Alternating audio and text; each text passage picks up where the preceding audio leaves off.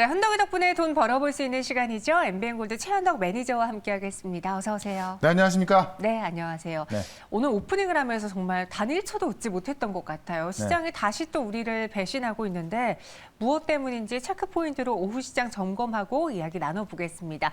장 초반보다 더 무거워진 상황이거든요. 오늘의 키워드는 바로 이것입니다. 최현덕 매니저가 주목하고 있는 키워드고요. 미 증시 하락 이유. 지금 근데 좀 억울한 게 그동안 미 증시가 버텨줬을 때도 우린 하락했고 이들이 하락하니까 더 빠지고 참 그야말로 진퇴양난 상황이에요. 사실 어제 같은 경우는 나스닥이 급락에 나왔음에도 불구하고 우리는 올랐었거든요. 네. 그래서 사실 좀 강한 모습을 좀 기대했었는데 미국이 또 빠진 겁니다. 다만 어제 미국 같은 경우는 장중에 2%까지 올라가다가 막판에 또 하락 전환된 건데 그게 또 이제 어떤 그 러시아 관련된 좀 지정학적 리스크가 좀 같이 껴있는 거죠. 그래서 일단은 미 증시 하락 이유를 보면서 우리 증시가 왜 하락했나 보고 그렇다면 지금의 하락은 또 언제 올라갈 수 있는가? 우리 또 어떻게 대응을 해야 하나? 그런 관점에서 또 시장을 좀 설명을 좀 드려보도록 하겠습니다. 먼저 좀 그 내용을 좀 보도록 할게요. 세 가지를 먼저 볼 수 있을 것 같은데 일단 미증시가 하락한 이유 첫 번째 중에 하나가 미국 상원에서 이 법사위에서 빅테크 반동적법이 또 가열된 겁니다. 통과가 된 겁니다.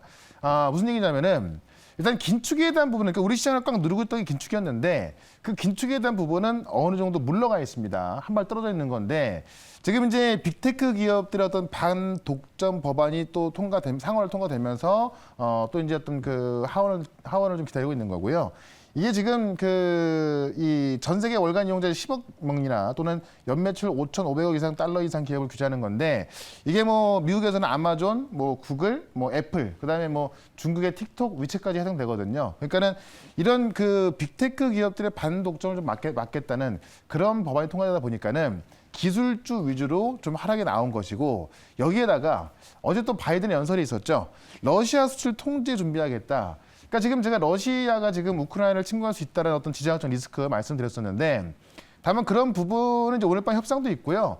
사실상 군사 전문가들에 의하면 2주 정도 냉각기간을 가질 것이다라고 보고 있는 거고 그 이후에는 사실 뭐 침공할지 안 할지는 뭐 푸틴의 마음에 달려있기 때문에 좀 두고 봐야겠습니다만은 당장 뭐가 될 수 있는 건 아니거든요. 그런 관점에서 일단 좀 소강 상태로 갈 것으로 보여지는데 지금 바이든 연설에 의하면은 지금 이제 그 러시아를 통제하기 위해서 지금 반도체 공급망 통제까지 준비하고 있고 그러다 보니까 어제 같은 경우에 미국의 반도체 기업들이 급락이 나온 것이고 그다음에 그렇게 된다면 러시아산 원유라든가 천연가스 수입 중단에 따른 에너지 업종까지 좀 피해가 되는 거죠. 그러다 보니까는 지정학적 리스크에 의해서 하락이 나온 것이다. 다만 그 전에는 지정학적 리스크에 의해서 뭐 어떤 그 유가가 올라가고 국채 금리가 올라가서 빠졌다라고 한다면은 전혀 그런 게 아니라 어떤 업종에 대한 리스크로 빠진 거거든요. 그러니까는 실제로 그 지정학적 리스크가 긴축으로 연결됐다기보다는 업종, 이 반도체 쪽으로 연결되면서 빠진 거기 때문에 일단은 악재의 크기를 본다고 한다면은 우리가 그동안 어떤 긴축에 대한 부분이라고 봤다면은 그 악재보다는 좀 작다라고 볼 수 있을 것 같고요. 오늘 밤에 이제 그 유럽에서 이 미국의 국무장관하고 러시아 외무장관이 회담이 있습니다. 그래서 협상이 있기 때문에 여기서 어떤 결론이 나오지는 힘들겠죠. 다만 보통 이러고 나서 약 2주 정도는 좀 냉각기에 들어갈 수가 있고 일단은 푸틴 같은 경우는 뭐 우크라이나 침공 안 한다라고 확실히 밝혔거든요. 다만 지금 그 인근에 이제 이 병력이 또 증가하고 있기 때문에 지금 시장에서는 그걸 의심하고 있는 부분인데 오늘 밤에 협상이 되면은 아마 이런 지정학적 리스크 같은 경우는 아마 당분간 좀 소강 상태로 갈 거로 보여집니다. 그렇다면 그것 때문에 빠졌던 증시는 다시 한번 반등이 충분하다고 보여지고 있고요. 특히나 어제 보시면 이런 빅테크 기업들하고 나스닥 지수 하락을 보면은 상당히 깊게 빠져 있거든요. 그 부분이 지정학적 리스크의 부분이 가장 많이 있기 때문에 오늘 밤에 협상만 뭐 어떤 최악으로 가지만 않는다면은 지정학적 리스크가 소강 상태 들어오면서 단기적인 반등은 충분히 가능하다고 본다면 오히려 지금 같은 경우는 어떤 단기 반등을 준비하고 있는 게 맞다. 이렇게 한번 정리를 해보도록 하겠습니다. 네, 이야기를 들어보니까 지금 시장에서는 공이 계속 다른 손으로 넘어가고 있어요. 네. 과연 이 회담에서 긍정적인 시그널이 나올지 물론 단기간에 완전 좋은 결과를 내놓기는 어렵겠지만 신호가 하나씩만 나온다면은 시장의 부담감을 덜어주지 않을까. 우리는 기다리는 수밖에 없겠습니다. 또 이 문제가 뭐냐면 사실 이런 내용들이 우리가 강세장이라면은 좀 그냥 잠깐 조정 끝나고 올라갈 수 있는 부분인데 워낙에 좀 약간 좀 민감한 부분이 있다 보니까는 이런 내용들도 크게 좀 작용하는 것 같아요. 다만 그런 부분이 이제 충분히 하락이 나와 있기 때문에 오히려 둔감할 때가 됐고 그런 부분에 있어서 제가 볼 때는 지금도 우리가 차분하게 좀 지켜보면서 좀 긍정적으로 대응하는 게 맞다고 봅니다. 네, 다들 힘드신 거 압니다. 저도 힘들고요. 모든 분들이 다 힘들지만 그 안에서도 버텨낼 수 있는 그 힘을 찾는 데 주력을 해보도록 하겠고요. 현덕이 덕분에 오늘 새로운 종목 공개 앞서서 리뷰도 해보겠습니다. 어떤 종목을 살펴봐야 될까요? 자, 컴투스홀딩스 제가 이 어려운 시장에서도 계속 성장주를 말씀드렸는데 네. 역시나 어제도 성장주가 제일 먼저 급등했던 걸 확인할 수가 있고요. 오늘 같은 경우도 장중에 우리가 하락 출발했던 시장의 보합까지 올라왔는데 그때 또 제일 먼저 강하게 올라갔던 게 바로 컴투스홀딩스입니다. 지금은 추가 하락이 나오면서 약간 약보합권으로 와 있습니다만은 결국 우리가 중요한 게 뭐냐면 이 지정학적 리스크가 끝나고 나서 시장 반등이 나왔을 때 어떤 섹터, 어떤 종목이 가장 먼저 또 가장 세게 올라갈 것이냐 그걸 갖고 있는 게 중요한 건데 바로 컴투스홀딩스가 그중에 하나인 것이기 때문에 이 종목을 보유하신 분은 제가 볼 땐 걱정하지 말아라 이렇게 좀 말씀 좀 드리고 싶고요. 그 다음으로 네오존스까지 같이 본다고 한다면은 지금 컴투스홀딩스하고 네오존스 같이 올라간다고 좀 보시면 될 것 같습니다.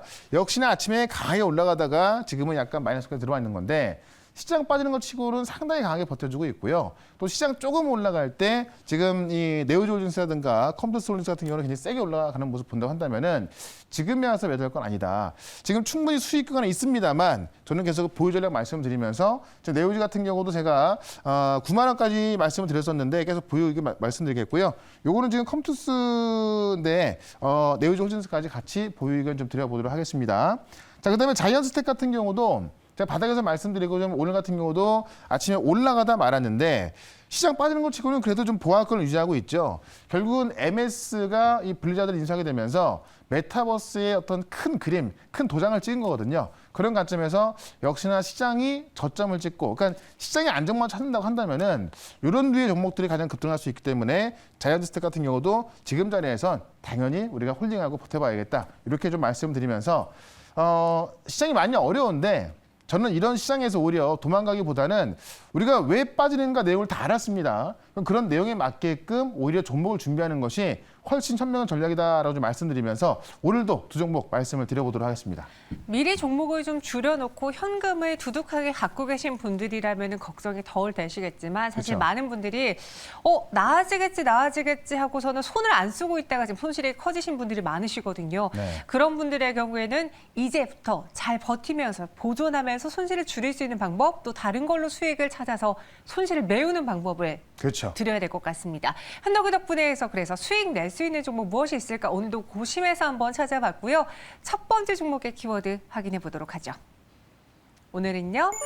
계속 신고가. 사실 이 시장 안에서 계속 신고가를 보여주기가 힘들 텐데요. 그러니까 시장은 계속 급락하고 있는데 네. 지금 NFT 시장은 계속해서 신고가를 기록을 해주고 진짜요? 있습니다. 그만큼 시장은 어렵지만 성장성이 정말 무궁무진하게 크고 있다는 이야기고 그게 숫자로서 데이터로 나오고 있다는 이야기인데 NFT 거래가 계속해서 신고가를 찍고 있다는 이야기입니다.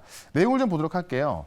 이 대체 불가능한 토큰의 인기가 하늘 높이를 모르고 치솟고 있다는 내용인데 올해 들어서만 벌써 거래 대금이 4조 원 넘었습니다. 작년에 가장 많이 거래가 됐던 게 한 달에 4조 원인데 지금 올해 1월 달인데 오늘 1월 20일이죠.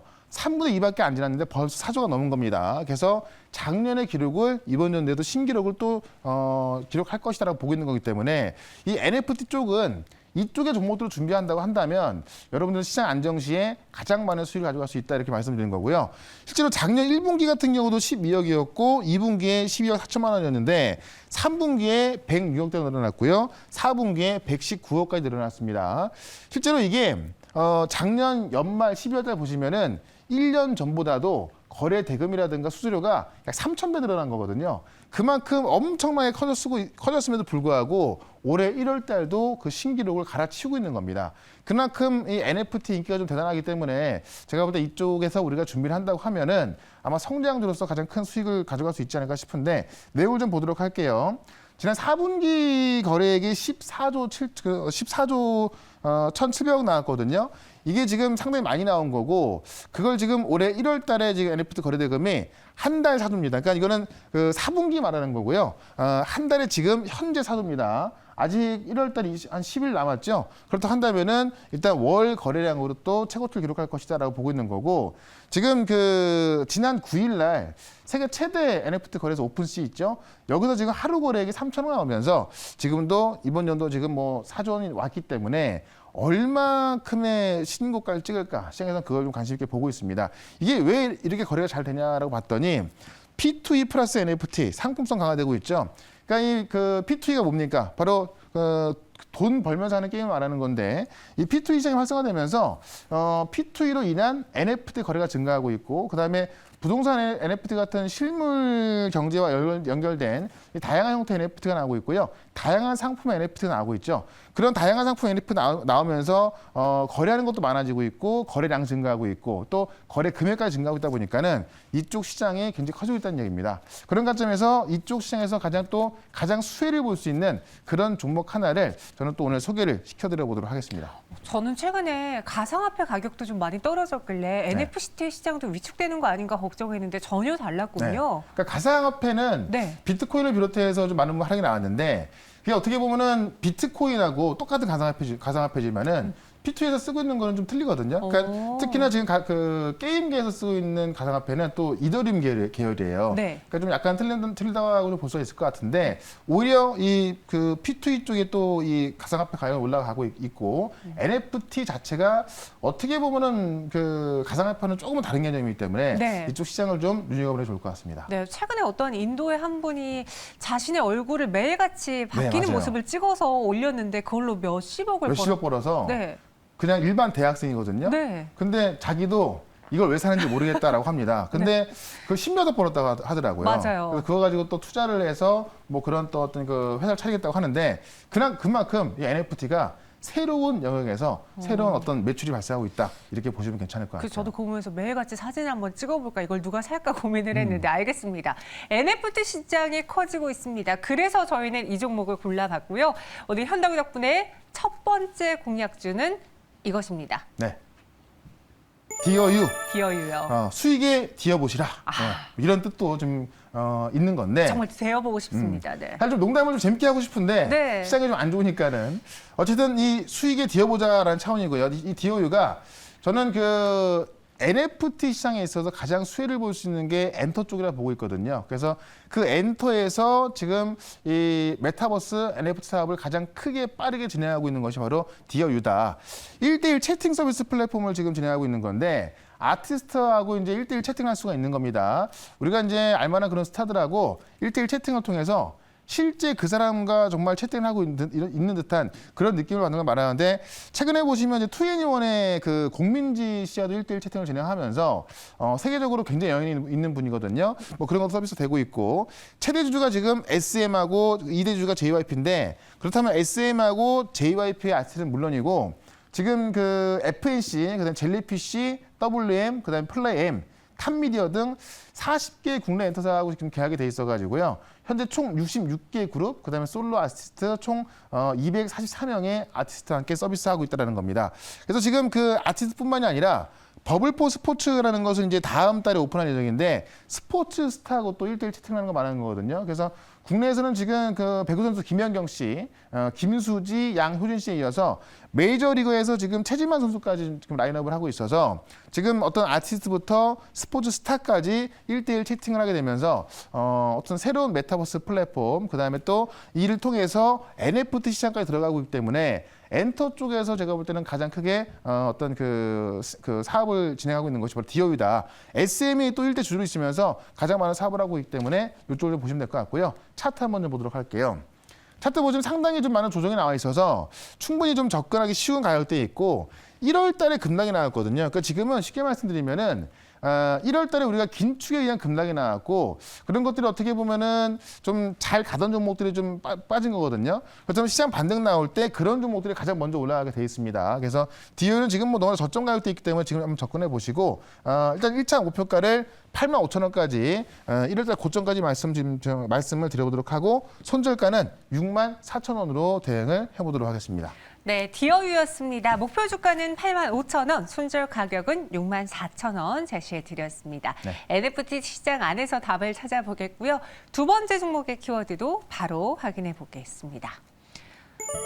카카오가 달라져요. 달라지는 거 맞습니까? 지금 카카오 때문에 국민들의 그 불만과 배신감이 네. 이루 말할 수가 없어요. 그러니까 원래 이제 우리 아이가 달라졌어요. 근데 네. 이건 아직 뭐 봐야 되기 때문에 카카오 달라져요. 오은영 박사님 데리고 와야 될 것 같아요. 네. 근데 일단 이게 네. 지금까지 되게 안 좋았던 건데 그 안 좋았던 걸 좀 바꾸고 있는 거예요. 그래서 그 내용을 좀 먼저 보도록 할게요.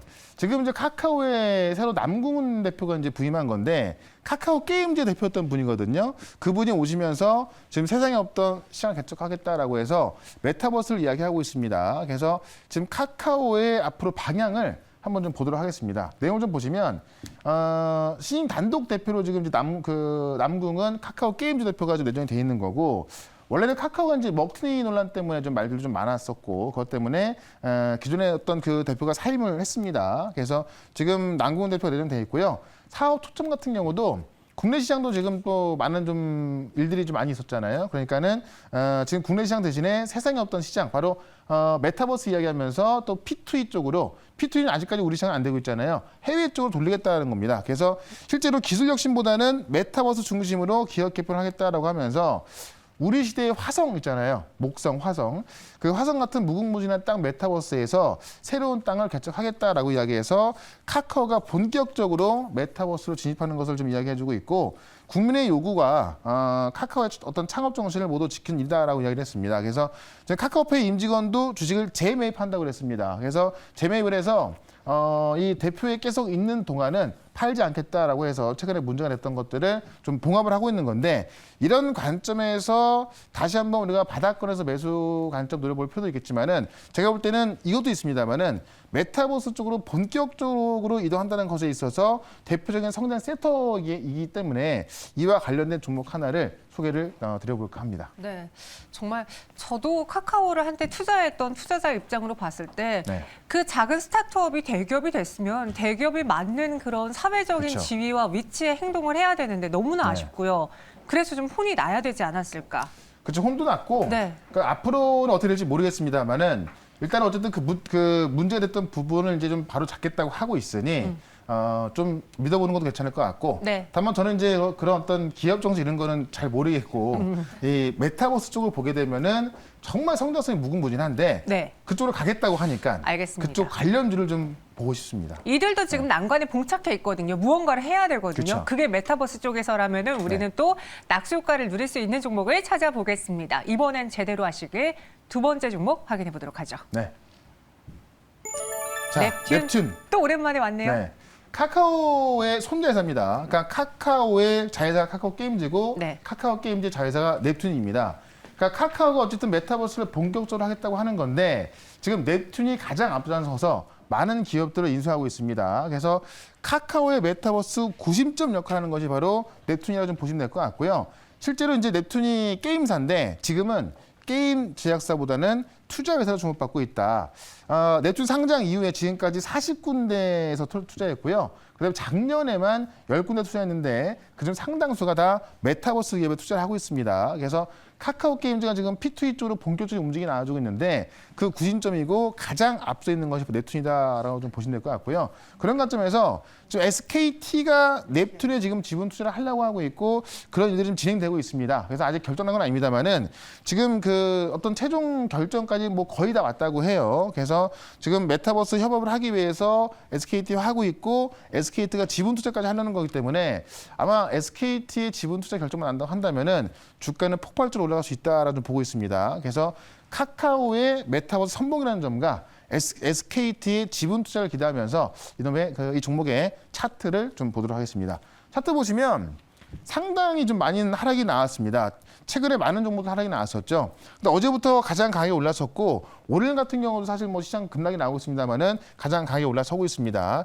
여기서 만약에 SKT 지분 투자가 확정 이야기 나온다면은 다시 한번 정고저간이 갈 수 있을 것 같고요.